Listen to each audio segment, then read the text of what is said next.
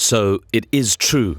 You are spending a fortune to save money. That may seem like a bold remark, but the truth is that people who are saving their money will simply fall behind as times change. Imagine your savings account being similar to a bucket and your money as water. Naturally, the bucket fills up as you pour more money into it, but it's not very efficient because it's being drained by all the holes at the bottom that the bucket has. Today, we'll talk about what these holes actually are and how to start closing them so that you can start making progress toward increasing your wealth. In order to do this, you have to turn your savings account upside down. Banks and governments have been taking advantage of people who haven't been taught how to manage their money for years. Although it's not entirely their fault, schools just don't offer this knowledge. Having the illusion of control comes from saving money, while banks are earning a big profit in the meantime right in front of our eyes. I'll explain. In the past, it was possible to walk into a bank with money in hand and ask to have it exchanged for gold. Although,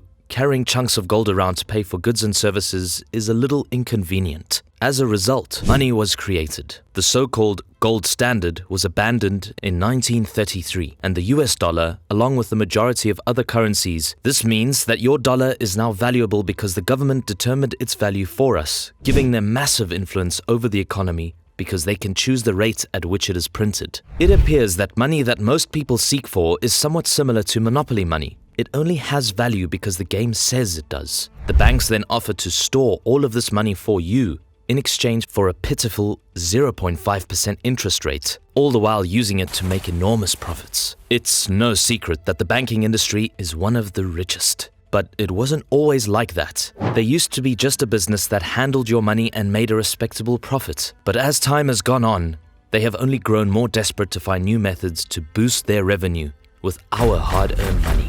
To be clear, I'm not suggesting that banks are absolutely bad. Rather, I'm saying that they simply behave in their own self-interest, much like other businesses, and that we shouldn't blindly rely on them to protect us. Gold and silver are what many millionaires refer to as God's money because it has actual worth, as opposed to the promised value of the paper dollar. Hoarding gold is an excellent technique as it provides a great way to protect your wealth. To illustrate the next point, imagine having $10,000 in your bank account, earning 0.5 interest every year, which is significantly more than the current average rate. If you were to freeze yourself in one of those cryogenic chambers for 1,000 years, you would have around $1.5 million in your bank account when you came back. Isn't that incredible? Actually, it's not that good at all. Even though it took a long time to build, the value will be lower than the 10,000 you initially started with. If we assume an inflation rate of at least 2% annually, which is a healthy inflation rate for an economy right now. However, the point is the same.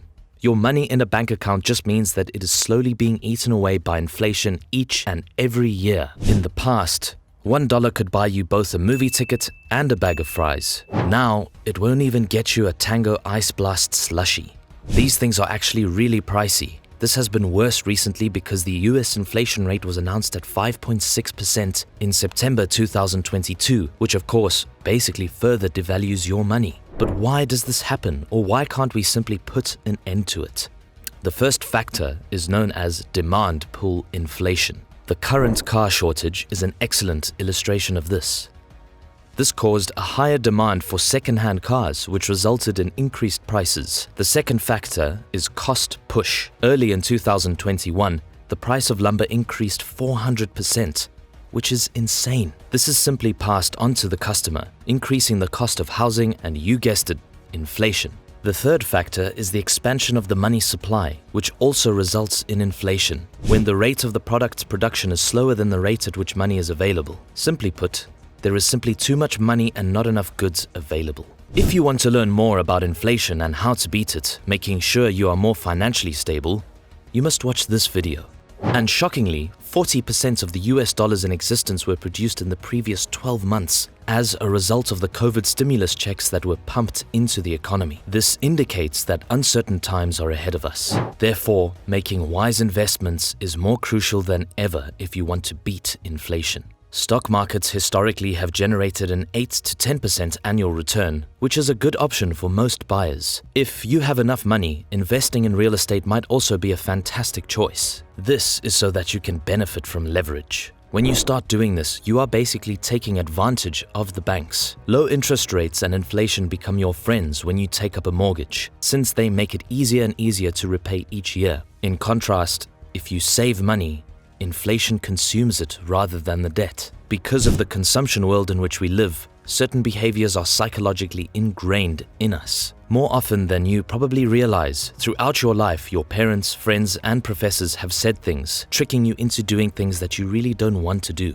According to one study, 90% of teens claim to have experienced peer pressure, while 28% of youths who gave in to peer pressure said it improved their social standing. This is pressure to spend money on the latest shiny object, such as fancy clothing and expensive trips, even though you can't actually afford it. Many people only have enough money saved up to buy one of these things before they find themselves back in the same situation, saving for the next shiny object. One of the main causes of this is that money is so easily accessible in a normal savings account, which makes it very difficult to resist. To highlight this point, more than half of Americans have emergency funds with less than 3 months' worth of costs covered, according to the July 2021 Emergency Savings Survey by Bankrates. You will have everything you have ever wanted once you begin to see money as a tool to increase your wealth, rather than just something you use to make purchases. Who wouldn't enjoy getting a second salary every month if they eventually owned enough cash flow investments? Having an emergency fund that can cover 3 to 5 months of living expenses is crucial, but you should really not use it to book a last-minute trip to the Caribbean. There are a few excellent books that will really help you in developing this mindset. I recommend that you read Think and Grow Rich by Napoleon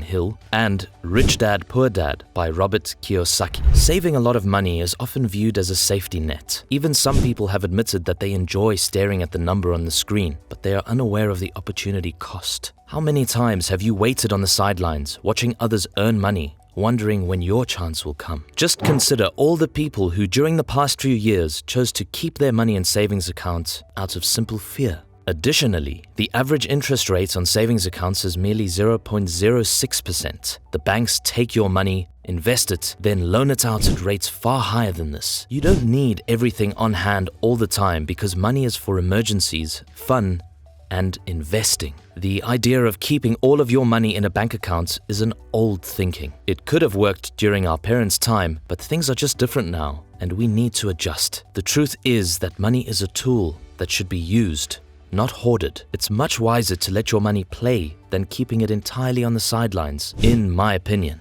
This way, you will eventually grow to be rich. The worst that may happen is usually that you end up back where you started. Always keep in mind that you miss 100% of the shots you don't take. So I'll keep the following video there. This will guide you even more towards financial independence. However, wait, before clicking on it, make sure to subscribe. Till the next video.